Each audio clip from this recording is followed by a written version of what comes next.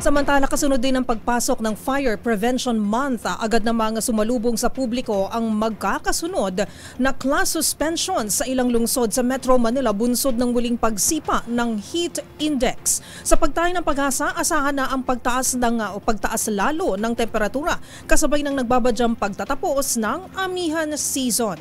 Magbabalita si Kyle Bulyas. Nagsuspende na ng klase ang ilang lungsod sa Metro Manila bunsod ng mataas na heat index na posibleng maramdaman ngayong araw. Sa forecast ng Pag-asa, inaasahan ang 46 degrees Celsius na heat index na nasa dangerous level na. Dahil dito, kanselado na ang pasok sa Malabon City sa lahat ng antas sa mga pampubliko at pribadong paaralan. Kanselado naman ang face-to-face classes mula preschool hanggang senior high school sa Valenzuela at Caloocan, habang lahat naman ng antas ang sakop ng suspensyon sa Las Piñas at Parañaque City.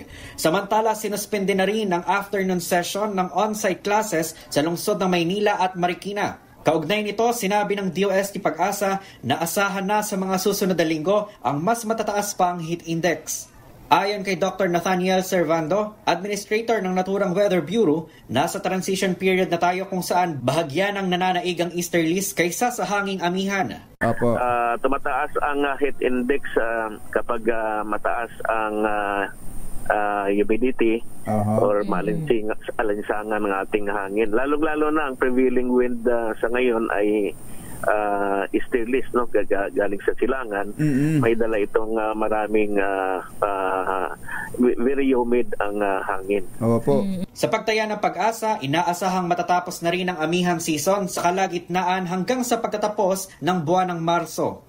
Ang heat index ay tumutukoy sa temperaturang nararamdaman ng katawan ng tao dahil sa humidity o halumigmig at ang temperatura ng hangin. Noong nakaraang taon, naitala sa Guian Eastern Samar ang pinakamataas na heat index sa bansa na 55 degrees Celsius.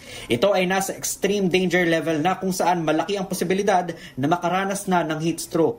Para sa MBC TV Network News, ito si Kyle Bulyas ng DZRH. Una sa Pilipinas, una sa Pilipino.